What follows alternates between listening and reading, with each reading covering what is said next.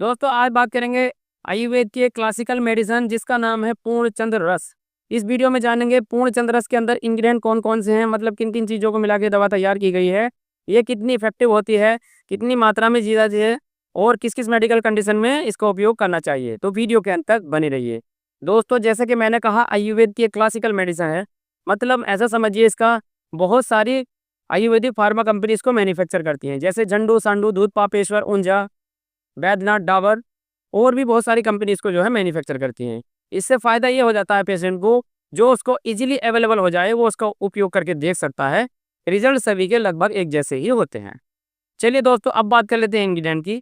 वैसे तो दोस्तों इसमें काफ़ी सारे इंग्रेडिएंट ऐड किए गए हैं, एक एक की बात करेंगे तो वीडियो काफ़ी लंबा हो जाएगा, इसलिए हम आपको कुछ मेजर इंग्रेडिएंट के बारे में जानकारी दूंगा। दोस्तों इसके अंदर ऐड किया गया शुद्ध पारद, शुद्ध गंधक, अरंडमूल, त्रिफला क्वाथ, मुस्टाई, इलायची वगैरह। और इसमें कुछ भस्म भी ऐड किए गए हैं जिससे हमारी बॉडी में खनिज मिनरल की पूर्ति होती है, जैसे लोह भस्म, अभ्रक भस्म, ताम्र भस्म, कांस्य भस्म, बंग भस्म, स्वर्ण भस्म, रूप्य भस्म। इस तरह के बहुत सारे भस्मों का भी इसके अंदर उपयोग किया गया है। कुल मिला के ये दवा एक बेहतरीन एनर्जी बूस्टर है, कार्डिक टॉनिक है और एज ए हेल्थ सप्लीमेंट इसका उपयोग करते हैं पुरुष। वैसे महिलाएं भी इसका कहीं कहीं उपयोग कर लेती हैं, लेकिन अधिकतर बात करूँ तो ये पुरुषों के लिए ही दवा बनी है। दोस्तों सभी तरह की पुरुषों की शारीरिक कमजोरी में इसको दिया जाना उचित समझा जाता है, जैसे कि अनहेल्थी स्पर्म होना या टाइमिंग का कम होना या स्पर्म काउंट में कमी होना, यूरिनेशन की दिक्कत होना, मतलब पेशाब जो है रुक रुक का आना, या पेशाब की जो है थैली होती है उसकी वॉल का कमज़ोर हो जाना, या गुर्दे से रिलेटेड जितनी भी समस्याएं उन सब में दिया जाता है। कार्डिक समस्याओं में दिया जाता है, मतलब दिल की बीमारियों में भी इसको देना उचित समझा जाता है। और ये बहुत अच्छा एक माइंड टॉनिक का भी काम करता है, दिमागी सभी तरह की बीमारियों में इसका देना अच्छा रहता है। कहीं किसी को लकवा धांगवात वगैरह की समस्या होती है तब भी इसको जो है देने से पेशेंट को जल्दी रिकवरी होती है और जल्दी आराम मिल जाता है। दोस्तों कुल मिला के बात करें तो ये बहुत ही अच्छा एक एनर्जी बूस्टर है, इम्यून बूस्टर है, हमारी बॉडी की सभी तरह की कमजोरियों को लगभग ये रिड्यूस कर देता है। पेशेंट बहुत जल्दी रिकवर कर जाता है। अगर किसी को चोट मौत का कहीं दर्द है तब भी इस दवा का उपयोग करने से दर्द में आराम मिलता है और पेशेंट जो है जल्दी रिकवर कर जाता है। दोस्तों वैसे अगर यूज की लिस्ट बात करेंगे तो इसमें बहुत सारे इसके यूज हैं और बहुत सारी जो है कॉम्बिनेशन मेडिसिनों में भी इसको दिया जाता है। एक एक की बात करेंगे तो वीडियो काफ़ी लंबा हो जाएगा, इसलिए मैं आपको यहाँ कुछ ऐसी दवा बता देता हूँ या ऐसी कॉम्बिनेशन बता देता हूँ जिसमें इसमें जनरली उपयोग किया जाता है। दोस्तों अगर पथरी से रिलेटेड समस्याएं हैं, लंबे टाइम से पथरी बनती रहती है तो और गुर्दा कमजोर हो जाता है, तब इसका उपयोग किया जाता है हिमालय सिस्टोन टैबलेट के साथ। अगर किसी को पेशाब से लंबे समय से दिक्कत है, बार बार जो है यूरिनरी ट्रैक्ट का इन्फेक्शन होता रहता है, तब इसे चंद्र प्रभावती के साथ दिया जाता है, अच्छे रिजल्ट देखने को मिलते हैं। दोस्तों प्रोस्टेट इनलार्जमेंट के लिए भी पुरुषों में एक गंभीर समस्या का रूप ले लेती है, या गंभीर समस्या इसको जो है माना जाता है, गदूद बोलते हैं आम भाषा में, उसमें भी इसका उपयोग दिया जाता है हिमप्लेसिया टैबलेट के साथ। हिमालय की हिमप्लेसिया आती है उस टैबलेट के साथ इसका उपयोग किया जाता है, जिसमें जो है इसके इनलार्जमेंट में थोड़ी कमी आती है। अगर कहीं पर गठान है तो उसमें इसके साथ काचनार गुगुल का उपयोग किया जाता है, और पेट से रिलेटेड ज़्यादा समस्याएं हों तो त्रिफला गुगुल का इसके साथ उपयोग किया जाता है। दोस्तों ये बहुत बेहतरीन मेडिसिन है और इसके बहुत सारी कॉम्बिनेशनों में भी उपयोग किया जाता है, और सिंगल मैंने इसका यूज आपको बता दिया है। चलिए अब मैं इसको ये बता देता हूँ तरीका कैसा है इसका लेने का। दोस्तों अगर मात्रा की बात करें तो ये 18+ के लिए मेडिसिन है, बच्चों के लिए दवा नहीं है। इसको जो है 2 टैबलेट सुबह नाश्ते के बाद दूध के साथ लें तो ज़्यादा बेहतर होता है, या रात को सोते समय 2 टैबलेट हल्के गर्म दूध के साथ ली जाए या कुंकुम दूध के साथ ली जाए तो इससे जो है बहुत अच्छी राहत मिलती है। इसके खाने से ये कोई ज़रूरी नहीं है किसी को शारीरिक कमजोरी हो तभी इस दवा को लेना चाहिए।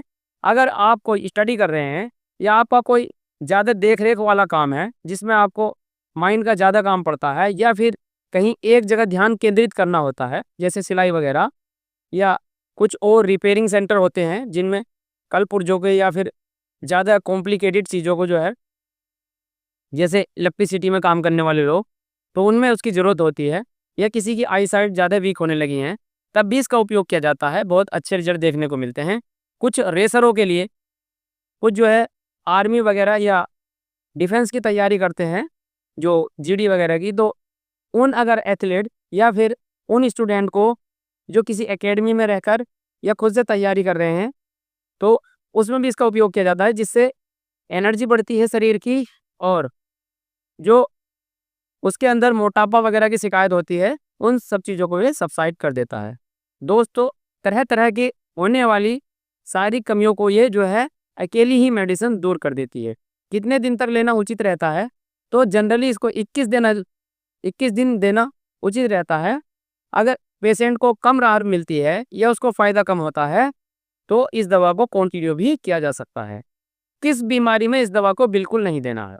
दोस्तों, अगर कोई शुगर पेशेंट है और उसकी शुगर मेंटेन नहीं है या उसका लेवल ठीक नहीं है, तो उसके लिए सबसे पहले एक टेस्ट कराना होता है HbA1c, जिसमें शुगर का पूरा डेटा आ जाता है, कुछ पुराने दिनों का, कुछ पिछले दिनों का।